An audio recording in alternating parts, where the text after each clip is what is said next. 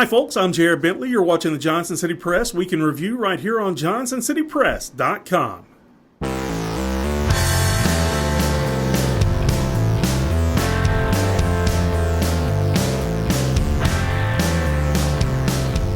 A brother and sister were arrested and jailed Thursday after the Washington County Grand Jury indicted the pair for first-degree murder in the 2019 death of their mother.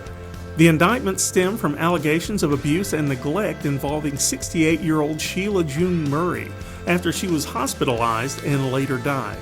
During the course of the investigation, authorities determined that Michael Murray and Karen Murray, the victim's children, were responsible for the abuse and neglect that resulted in her death. On Thursday, the Washington County Grand Jury returned indictments charging both Michael Murray and Karen Murray with first-degree murder. Later that afternoon, with the assistance of the Washington County Sheriff's Office, both were arrested and booked into the Washington County Jail with bonds set at $250,000. City Manager Pete Peterson, who has served as Johnson City's top executive since 2005, announced Thursday his intention to retire at the end of 2021. Peterson said his announcement will allow the City Commission time to select a replacement and for an adequate transition period. The city will have 8 months to go through a search and selection process. He has worked for the city for 31 years, starting as a development specialist in 1991. Peterson was named assistant manager in 1995, interim city manager in 2004, and assumed the post permanently in 2005. During the course of his career, the city has also achieved a AA bond rating and grown its fund balance from $2 million to $35 million while maintaining the lowest property tax rate in the region. Peterson was named City Manager of the Year in 2010 by the Tennessee City Management Association.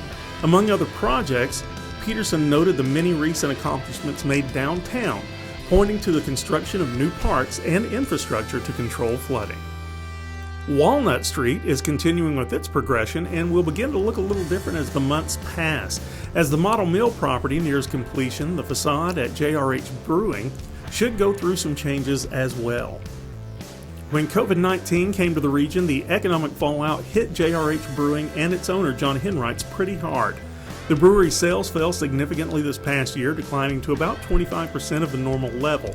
Although it had received an economic injury disaster loan and some assistance from the Payback Protection Program, the brewery has taken a major hit. In late 2019, Henrights reached out to larger breweries, including those in Asheville and Knoxville, in search of partnerships. He also contacted Stephen Callahan, the owner of Tennessee Hills Distillery in Jonesboro.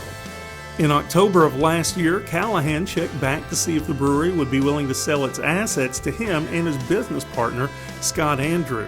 The JRH folks opted to do so.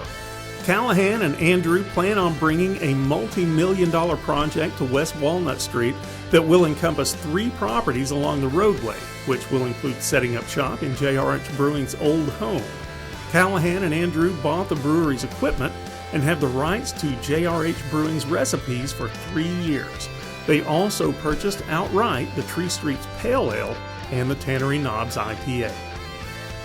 Hope you get to enjoy some nice weather this weekend and everything goes well. I'll be back next week. Until then, thanks for watching.